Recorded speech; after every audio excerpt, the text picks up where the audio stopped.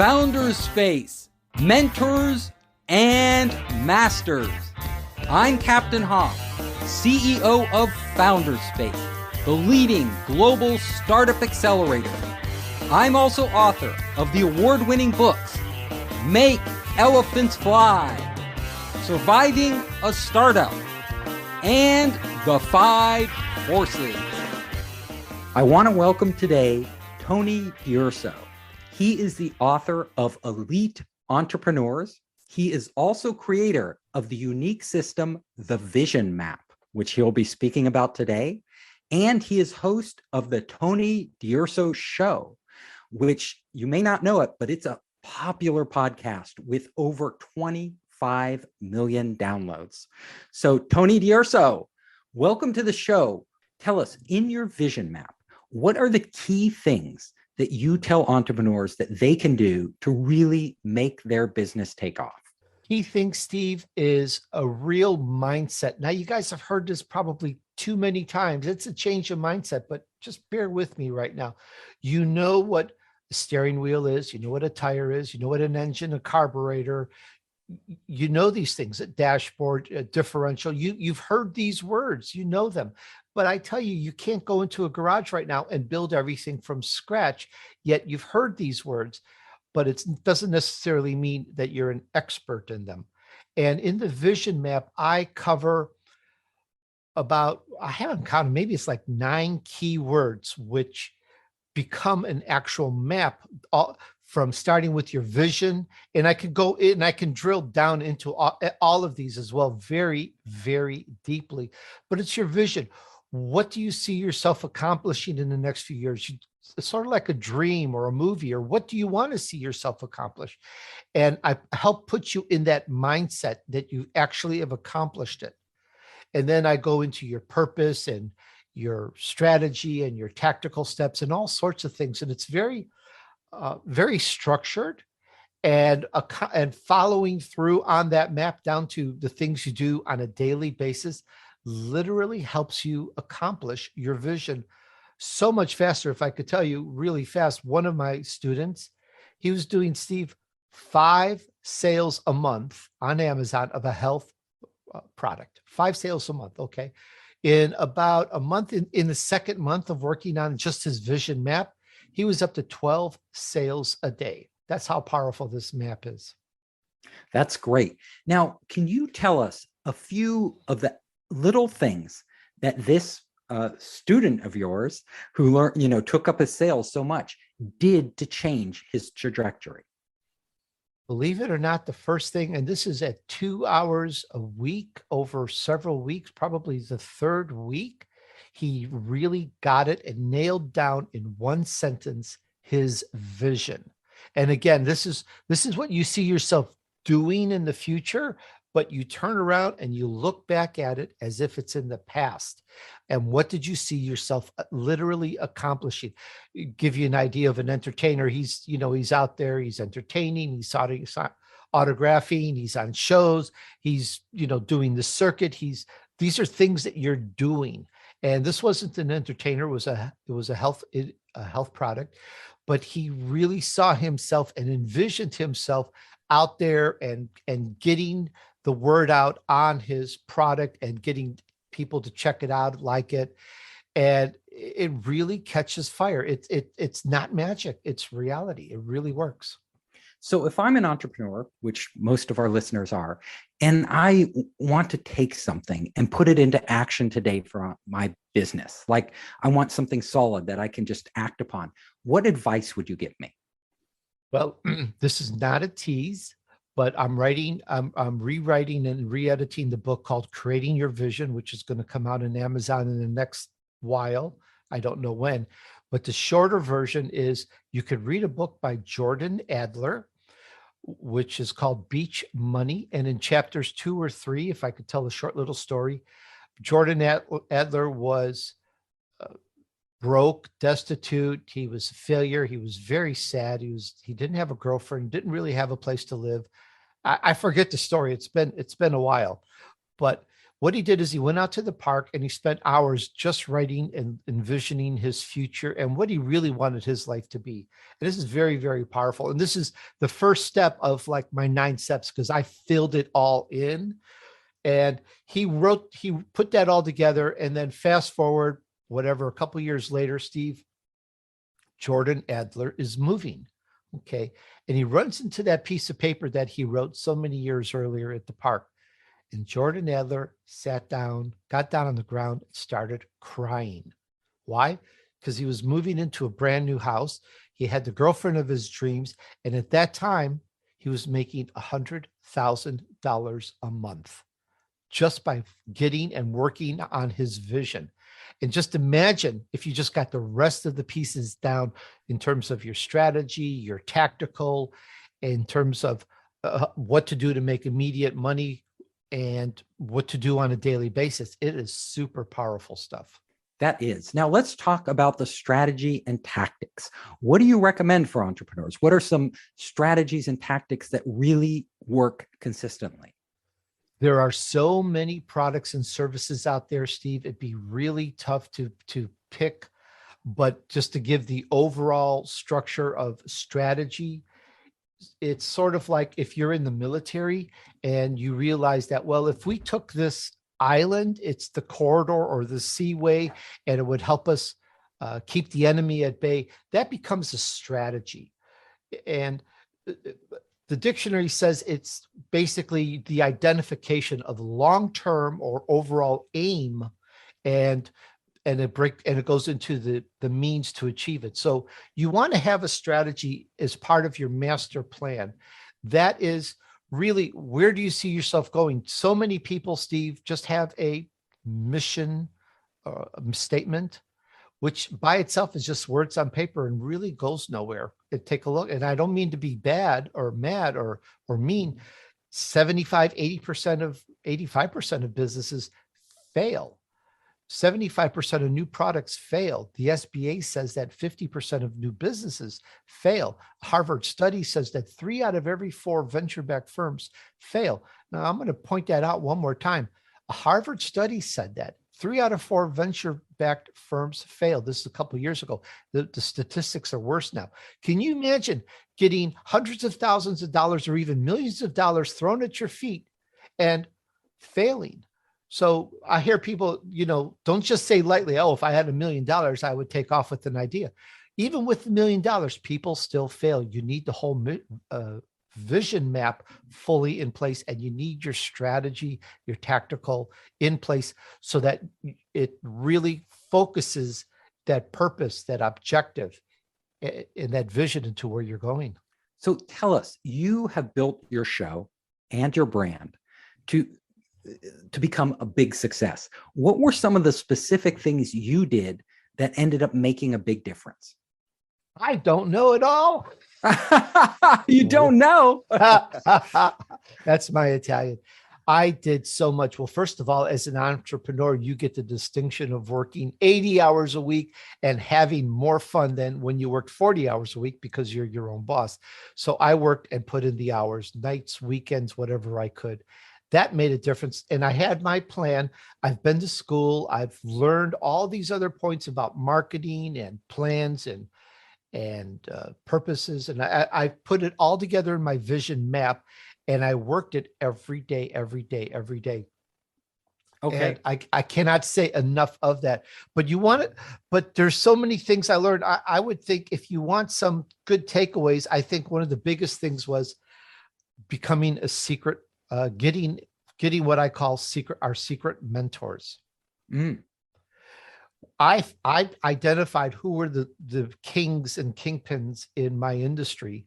I went to their website. I went to their Instagram. I went to their Twitter. And I tell you right now, and I still do it to this day. And if that person, these are people, Steve, they've spent hundreds of thousands of dollars on marketing. They've got marketing people that are just all they do is marketing. And if their Twitter profile says husband, father, and et cetera, I don't say the exact same words, but I model myself after them, and they change. They change every year or two. They change. They change what's on their homepage. They accent different things, and I follow suit because they have smart people that have told them to do whatever. And so learn from these. Get a secret mentor. I still follow people that I followed 6 years ago. They don't know it. I talk about them periodically when asked, but otherwise I try to emulate. That's the best word. What they do that fits me and what I do in terms of for my radio show and so forth. I think that's brilliant advice. So a lot of people don't do this, but you actually take the time to identify people who've been successful in an area very similar to your own. And then you look at every detail of what they do, like how they do their bio, how they present themselves, where they market, how they market. So you can take advantage of all the learning that they've had and all the money they're spending on their marketing to figure it out and apply it to your own vision. Oh, absolutely. Including, I take the ones that I like the best that resonate with me, including if one's got a bigger font than I, and I really like this one's secret mentor, I make my font bigger. That's great. Yeah. So and it works. It's true. Every little detail. And you call them secret mentors because a lot of people think you have to go out and get these mentors to commit. But as you and I know, if they're already famous and doing well, they don't have time and they're not that interested. You know, they're being approached every day by so many people. They're not going to actually mentor you, but they can mentor you under your system by you paying attention to everything they do and really learning from what they actually do. So that's great advice. And people could do that with you. They could go to your show now and look at what you do and what you've learned and take that and bring it into their own business. And as a very fast example, while I also do social media marketing and I've learned a lot about it, when I started following someone on Instagram, because I never cared for Instagram before, I was at about 12,000 followers. Now I'm over 40,000. And all I do is follow and look at what someone else does that I admire and look up to and go, this guy, his marketing people, they're genius. Look at what he's doing. And I try to emulate it, though my Instagram looks nothing like his and the others, but it's the style, it's what they do. It's just how you present yourself, how you carry yourself. And once you do that, you actually start also honing your identity, which I think is really important.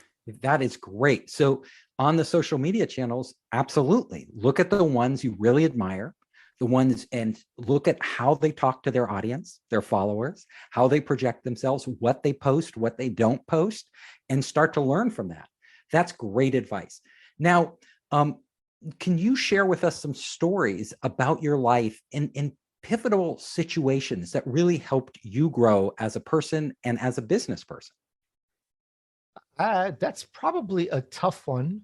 I can say maybe this will help is that my family we were immigrants. I'm Italian. I was actually born in Italy. I grew up in Chicago, though if you're listening carefully, sometimes my Chicago comes out. And back then it was you probably would think it was child slavery, but I started working as a paper route boy when I was 5 years old. And whether it was 32 degrees below zero or the biggest storm ever that's knocking down trees, I delivered newspapers and I learned what it took to make $1. And that really impressed upon me a lot of morals. And for 10 years, I took my money that I had earned as a paper route boy and gave it to my mom to help with the family because she was taking care of 6 kids in the household. My dad was the only income earner at the time. So I just considered it my duty. My brothers did it. I did it. And when you do something like that and you do it to help, in other words, I didn't try to keep the money. I just tried to help. It really kind of sets the stage. And I think that's in my formative years, how I've learned how to respect and value $1. That may or may not be the exact answer you're looking for, but I think that really set the stage for me as a future entrepreneur. Yes, you were right at the beginning. You had to do it to support your family and grow and help everybody. And I think that's really important to remember why you're doing this, like why you want to be an entrepreneur. So in your vision map, what questions do you have entrepreneurs ask themselves? Like what deep questions?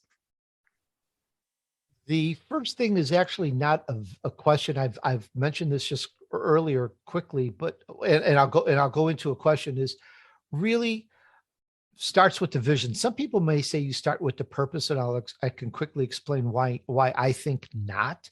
But you start with the vision. You start with the dream. Everyone's got a dream. I want to do this. I want to do that. I want to open up a car show. I want to have a farm. What's that vision, and what do you see yourself doing and engaging and the activities? And that's the vision. And underneath that is you work out your purpose. And this one's you can really work at it because the purpose is not what people think. The purpose is not to be a billionaire. Tony DUrso, I'm not interested in being a billionaire.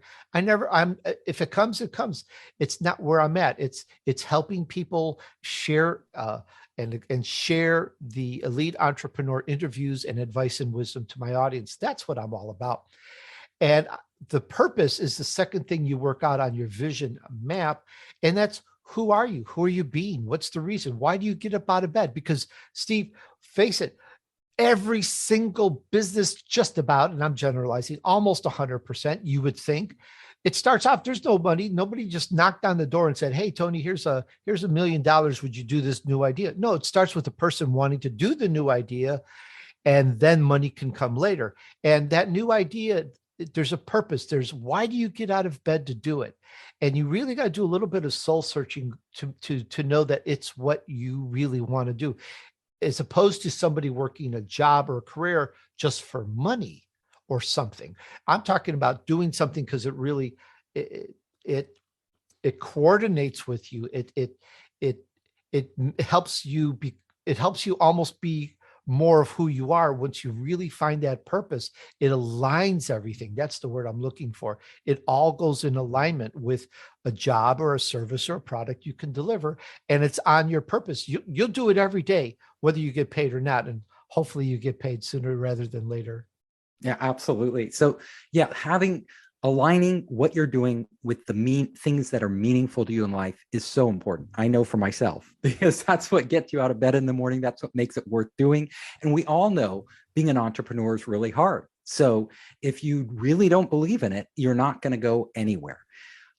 I also know you are a marketing expert. So you help people with, all their different marketing needs. Now, can you give our entrepreneurs some tips out there that you've learned along the way?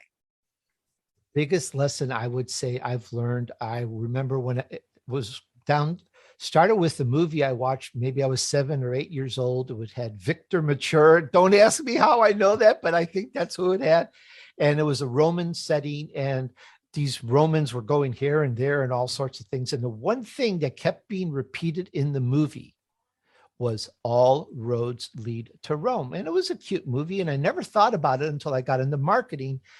And here I am seeing people, they've got this website for that, and then they start a book, and then they've got a website, and now they've got a class or a course, and they have another website. And I've interviewed people, and brilliant people. But you know what? Not one person can really do everything. We need a help. We need a team. We need mentors. We need people to work with us. And I've run into so many brilliant people, and they just have different websites for all sorts of things. And that dilutes you, dilutes your brand, dilutes who you are. It bifurcates you. And when I write a book, it's on TonyDUrso.com. When I have a class, it's on TonyDUrso.com. I'm getting over 1 million people a year just to my website. Why would I create another? When you look at it from that point of view, why create another domain and send people brand new somewhere else? Unless you're trying to build up a totally new audience for a totally different, disparate type of topic or category. But for me, if it's all under me and my name and my brand, it should all be there with me. And so think about that when you're coming out with new products. Are you diluting yourself? I know people that early on when I started interviewing, they had 4 different URLs. Really? Oh, yeah. I know people that do that all the time. And you make a really good point. So many people don't take advantage of where they're already winning. So this, by first of all, focusing and making one thing successful, whether it's your podcast, whether it's a book, whether it's your online business, and then tying everything else you do into that makes all of it more powerful, makes all of it more profitable. But if you start all these separate things, then you're spreading yourself thin across all these different things. And I've seen entrepreneurs do this and they almost never succeed.